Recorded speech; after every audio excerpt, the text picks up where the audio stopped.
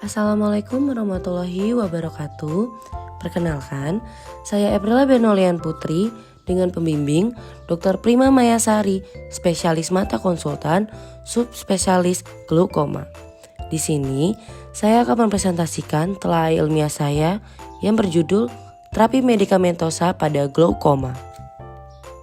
Sebelum masuk ke pembahasan terapi medikamentosa pada glaukoma, kita harus tahu terlebih dahulu apa itu glaukoma.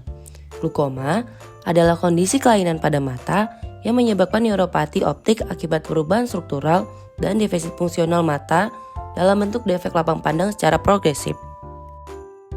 Glaukoma menempati urutan kedua sebagai penyebab kebutaan di dunia setelah katarak. Salah satu gejalanya adalah melihat tolongan seperti pada gambar. Di sini kita akan membahas tentang anatomi dan fisiologi mata secara singkat. Pada bagian anterior mata, kornea membentuk penutup luar bola mata berbentuk seperti cakram konveks. Kornea menonjol keluar dari tempat bulbus. Di limbus kornea, kornea akan bersatu menjadi sklera yang kurang melengkung dan membentuk tunika fibrosa bulbi di bagian posterior mata. Otot-otot ekstraokular dari luar masuk melalui sklera. Bagian anteriornya terdiri dari iris dan korpus siliar, sementara koroid membentuk bagian posterior. Pada oras rata, korpus siliar dan koroidea bertemu. Koroidea merupakan struktur yang banyak vaskularisasinya pada tubuh. Aliran darahnya memberikan makanan dan oksigen ke lapisan retina yang berdekatan dan terlibat pada termoregulasi mata. Retina merupakan lapisan paling dalam pada bola mata. Retina terdiri dari lapisan neural, lapisan berpigmen, dan lapisan anterior, lapisan korpus siliar yang berpigmen dan epitel iris. Ruang dalam bola mata terdiri dari korpus pterygium, kornea, iris, dan sklera yang membentuk bagian angulus iridokornealis. Lapisan epitel korpus siliar menghasilkan aqueous humor yang mengalir dari kamera okuli posterior ke anterior. Ketika mencapai anyaman trabekular pada angulus iridokornealis, cairan terkumpul dalam kanal skam dan drainase ke dalam pena episklera. Musculus ciliaris adalah komponen utama korpus siliar dan penting untuk akomodasi. Otot-otot terdiri dari sel-sel meridional yang terdiri dari longitudinal dan otot brus, radial, dan juga sirkular. Untuk mekanisme dari aqueous humor, jadi aqueous humor ini disekresikan oleh epitel badan siliaris di bilik mata belakang. Aqueous humor masuk ke bilik mata depan melalui pupil dan menutrisi kornea dan jaringan lainnya. Irigasi aqueous humor terdiri dari sekitar sudut iridokornealis yang sebagian besar melalui trabecular meshwork. Sebagian kecilnya diserap secara uperoskleral, yaitu melewati kanalis clamp dan vena sclera di dekat limbus. Aqueous humor ini melewati badan siliaris dan masuk ke rongga supracoroidal, kemudian didrainase oleh sirkulasi pena di badan siliar, koroid, dan sklera. Setelah kita bahas anatomi dan fisiologi secara singkat, kita lanjut ke pembahasan terapi medikamentosa pada glaukoma. Tujuan dari terapi glaukoma ini adalah untuk mempertahankan fungsi visual dengan menurunkan tekanan intraokular. Regimen pengobatan yang dipilih harus mencapai tujuan dengan resiko terendah, efek samping paling sedikit, dan gangguan paling sedikit terhadap kehidupan pasien dengan mempertimbangkan biaya pengobatan. Selanjutnya, kita akan membahas tentang obat-obat dari terapi medikamentosa pada glaukoma. Golongan pertama ada analog prostaglandin. Analog prostaglandin menurunkan tekanan intraokular dengan meningkatkan aliran keluar aqueous humor melalui jalur uveoskleral dan menurunkan resistensi aliran keluar.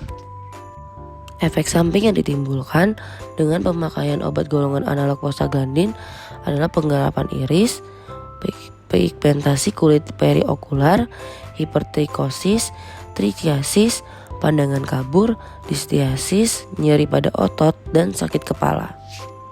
Selanjutnya ada obat golongan kolinomimetik, di mana Parasimptomatik ini dibagi menjadi aksi langsung atau tidak langsung pada muskarinik reseptor mata.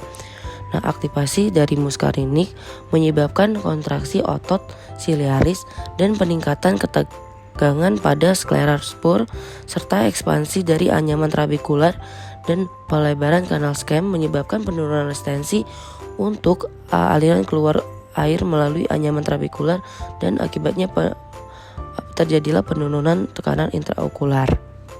Efek samping yang sering timbul dengan pemakaian kolinomimetik yang pertama keratitis, miosis, katarak, epiporia, peningkatan air liur, kram pada perut, dan mual muntah. Selanjutnya ada golongan alfa agonis non-selektif. Epinefrin atau adrenalin adalah simpatomimetik yang bekerja langsung dan telah digunakan untuk mengobati glaukoma sejak tahun 1920-an.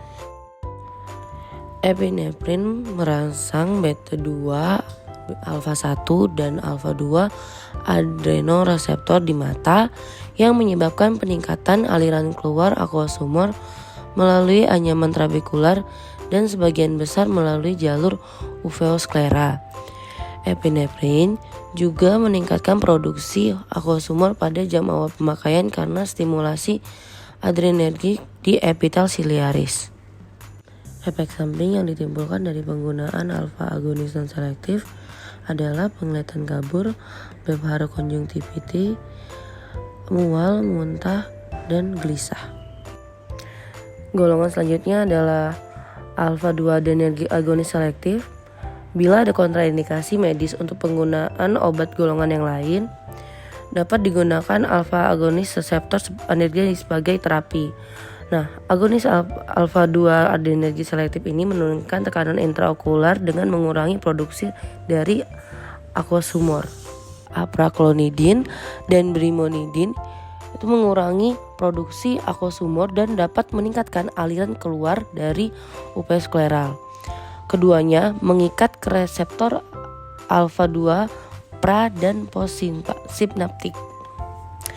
Efek samping yang ditimbulkan dalam penggunaan obat golongan ini adalah alergi, pruritus, dermatitis, konjungtivitis folikular, hipotensi, mulut kering, dan kelelahan. Di golongan selanjutnya ada beta blocker. Jadi ada dua kelas dari beta blocker tipikal non-selektif yang mengikat kedua reseptor beta 1 dan beta 2. Ini pada timolol maleate dan hemihydride, lofubunolol, metipranolol, dan carteolol, dan antagonis selektif B1, contohnya betasolol yang tersedia untuk penggunaan oftalmik. Tetapi kurang efektif dibandingkan beta blocker non-selektif karena reseptor beta pada mata sebagian besar terdapat subtype beta 2. Di mata, jaringan yang ditargetkan adalah epitel dan badan siliaris serta pembuluh darah, di mana beta 2 reseptor menyumbang 75% hingga 90% dari total populasi. Efek samping yang sering ditimbulkan dengan penggunaan obat golongan beta blocker adalah pandangan kabur, iritasi pada kornea, keratitis puntata, myasthenia gravis, bradykardi, bronkospasme, penurunan tekanan darah, penurunan libido, depresi, dan penurunan toleransi glukosa. Pada golongan terakhir ada carbonic anhydrase inhibitor yang kerjanya itu menurunkan produksi dari aqueous humor dengan pilihan obat brinzolamid, dorzolamid, dan efek samping yang ditimbulkan adalah penurunan toleransi makanan yang mengandung karbonat, asidosit, depresi, malaise, paratesia, penurunan berat badan, penurunan libido, impotensi, dan hipokalemia. Untuk kesimpulan sendiri, jadi obat-obatan glaukoma bekerja melalui dua mekanisme, yaitu dengan meningkatkan aliran keluar aqueous humor melalui sudut bilik mata depan atau dengan mengurangi produksi dari aqueous humor. Golongan obat glaukoma yang bekerja dengan meningkatkan aliran keluarnya aqueous humor adalah golongan analog prostaglandin, kilinomimetik, dan alfa agonis non-selektif. Sedangkan Golongan obat glaukoma yang bekerja untuk mengurangi produksi aquasumor adalah golongan alpha adrenergic, agonis selektif, beta blocker, dan carbonic anhydrate inhibitor. Baik, mungkin hanya itu yang bisa saya sampaikan. Saya ucapkan terima kasih dan semoga bermanfaat.